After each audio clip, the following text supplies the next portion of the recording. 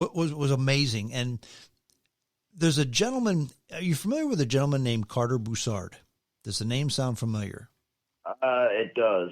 Okay, well he's a bona fide Bigfoot hunter. Okay, I mean so much so that he is. I mean he's been on Finding Bigfoot.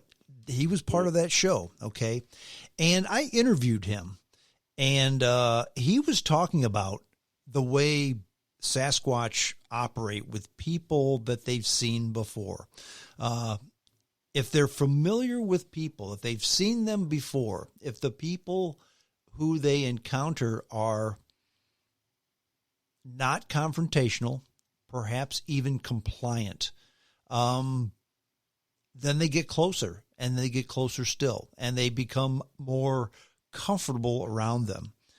You've never had any hostilities towards these entities that are watching you and approaching you, correct? That is correct. And when they throw rocks, that's their turn. That's their way of telling you to leave, and you leave.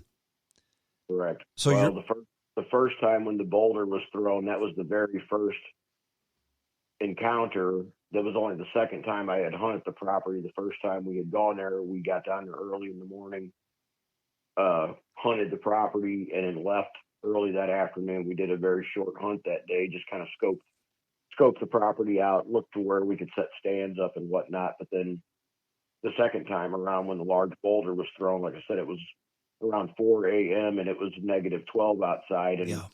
I was starting a fire in the fire pit, which of course drew attention. Mm-hmm. And that's when the rock was thrown, and it startled me and startled my son, who was half asleep in his vehicle a very short distance away. So it seems to me like maybe they had gotten a little bit more familiar. The same three of us, me and both of my sons, go down there.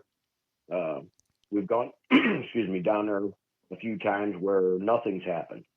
It's just everything's just been normal. The wildlife's been normal. Don't get the feeling of being watched, but a couple isolated, 3 in particular times now, there have been this activity, this presence that we feel, so on and so forth.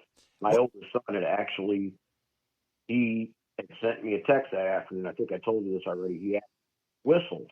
Mm-hmm. And I responded to him, no, I did not. And he said, I keep hearing this whistling. So I thought you were whistling at. And because where we were both sitting at the hunt is 50, 60 yards apart from one another. So we're not out of earshot. Somebody had to whistle pretty loud, but still we're not that far away to not hear somebody whistle. And, right.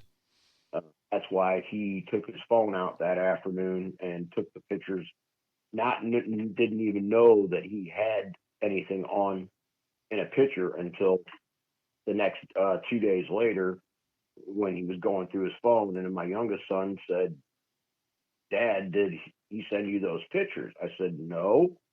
He goes, you got to see the pictures he has on his phone. Well, I immediately contacted him. I was like, send me the pictures that you got. And when he did, I was like, holy crap, there he is again. Mm-hmm. Well, now, again, you've never been hostile towards them. When they indicate that you need to leave, you leave. They apparently have seen you many times because you go there quite often. Have you ever done anything, an act of friendliness, an act of kindness, left them food or anything like that? We have actually left some fruit out, some apples, left them high in a tree, mm-hmm. like pretty close to where we camp or sleep at. And the one, we've done it a couple times, and once I think we put 5 or 6 apples there, and there was most of the time they've all still been there. Mm-hmm. Or they've all been there except for one isolated incident. All but one apple was gone. Okay. And we're putting these things, 7 feet, 8 feet off the ground, like wedged in the fork of a small tree. So a deer couldn't have gotten this. Any wildlife couldn't have gotten it. Right. I mean, deer can stand on legs and reach stuff up pretty high, but I believe that it was out of a deer's reach, or, I mean, a small animal, a raccoon or something like that, wouldn't have gorged 6 apples. Exactly. They would have taken one and probably and left the area. So I don't believe that it was anything like that. I mean, the guy that owns the property, he spends a couple weekends a year out of the summer. If I owned the property, I would spend my entire summer there. It's so beautiful where the place is at. But he himself has been down there and had some nighttime activity, standing around a bonfire where he's heard noises. Uh, believes he's heard rocks being thrown into the river, but he doesn't ever had the feeling. He's owned the property for 30 plus years, so something's there. No is familiar with him. Maybe it's just a gesture to say hello. Don't know, but some other friends of my son's that worked for the man that owns the property had been down there on a camping trip. That was five or six young ladies that had tents set up, and one young man had to get up and relieve himself, go to the bathroom. He said he kept hearing something walking, sounded like it was walking on the riverbank in the gravel, could hear crunching like somebody walking. Sure. And he said when he finally got up the courage to get out of the tent, there was enough moonlight that he seen just couldn't make out any details, but a large, upright, dark figure that was within about 100 feet of their tent that turned, when he came out of the tent, turned around and walked away. And he did not alert his other friends that were there with him. He didn't want to scare anybody. He said he went back in the tent, waited for it to get daylight, woke everybody up and told them that they had to leave. Yeah. So I don't feel like a threat per se. Like, I don't feel threatened, like something's going to come harm me, but I have a feeling like it doesn't want us there. Something to consider. Carter Broussard, and he's written a book called Sasquatch, an Enigma, and that's, I'm paraphrasing the title of the book. But he says you need to be careful about leaving food out, because if you leave food out for them, they start to expect it. They appreciate it, but then they expect it. In other words, if you leave food out for them 5 times in a row, and if you don't leave it out the 6th time in a row, they get angry. Right. So they tend to expect that. So Carter will say, if you're going to leave food out all the time. But also understand that if you have an act of kindness, like leaving them food or something like that, and he said they like apples, they like peanut butter, they like other things like that. If you get them into a habit, and if they say, oh, they're here again, so let's look for the food. And if the food's not there, there may be hell to pay. Right. So be careful. either leave food or don't leave food. But if you do it, you got to do it all the time, according to Carter Bouchard. A few times that we put apples out, and just one of the times was any of it disturbed. And I'm pretty sure it was 6 apples that we had wedged up in that tree. And we put the apples in the same place. I think 3 times that we've done that, and only once have any of them been disturbed. And when we did, there was 1 apple remaining. It's just if it was other wildlife coming in, they would be on the ground. There would be chewed up pieces left behind. Right. Small animals, things like that. They would have eaten it there. They wouldn't have taken it with them. Correct. Right. Unbelievable. When is your next? I don't have anything to gain from any of this. I've been in the outdoors since I was a small child. My parents used to camp, fish, hunt, from as far back as I can remember. I'm not out. If I get some further evidence of something, that would be great. I'm not actively pursuing it like I would like to, but my daily life, business work doesn't allow me that time or that pleasure or leisure time to go spend 2 weeks or a month down in this area to go get further proof. I believe if I had 2 weeks or a month and some better equipment, I believe that I could get better evidence or better proof that something was there. But at this point, you're not looking to prove anything to yourself, because you yourself are convinced.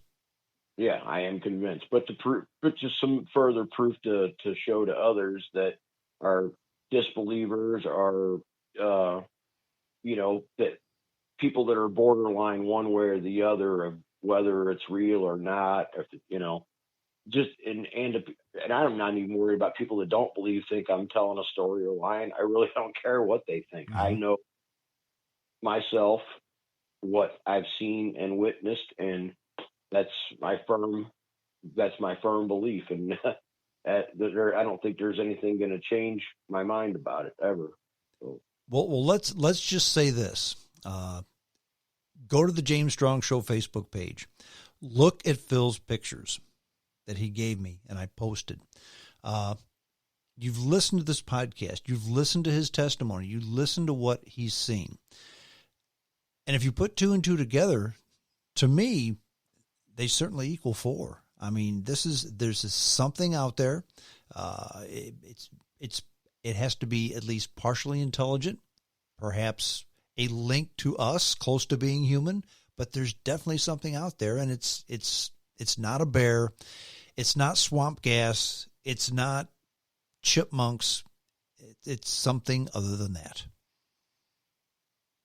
Scientists discover new species of wildlife or animal life in the oceans almost on a daily basis, and even just our inland, different species of stuff that were thought to have been extinct for a long time, or stuff they didn't even know about gets discovered all the time. That's absolutely true.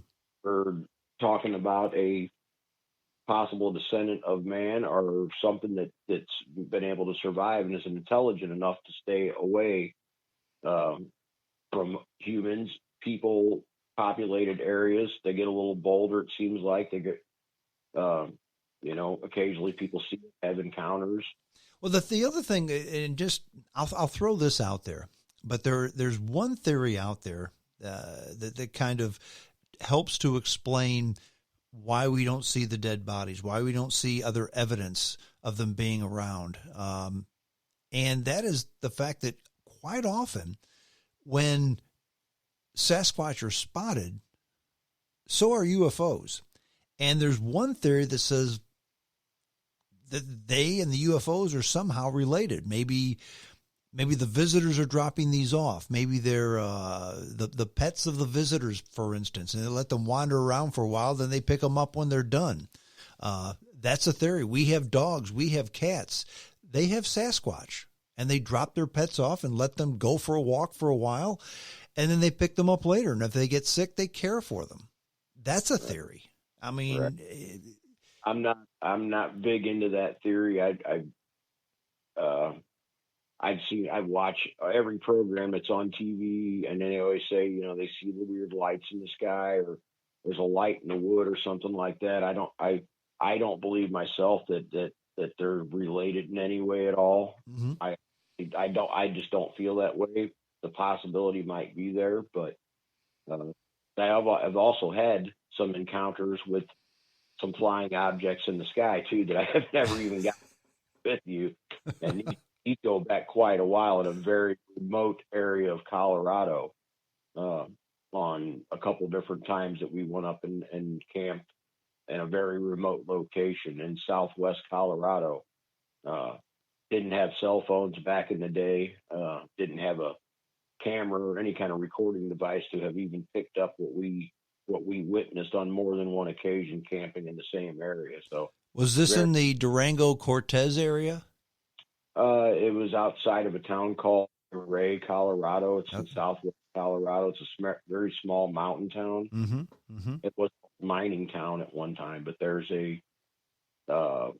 starts out as a fairly decent rock or gravel road that turns to where you either you go 18 miles, and then you have to either have horseback or ATV, and even an ATV is a four-wheeler. Your almost best bet would be to be on foot or on a horseback. So very desolate.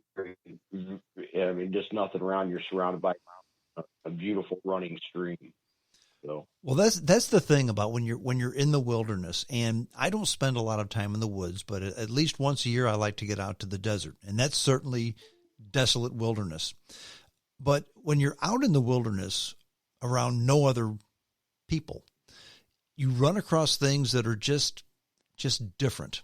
And it's almost like those things that are anomalies, other beings, other creatures, other happenings, tend to not want to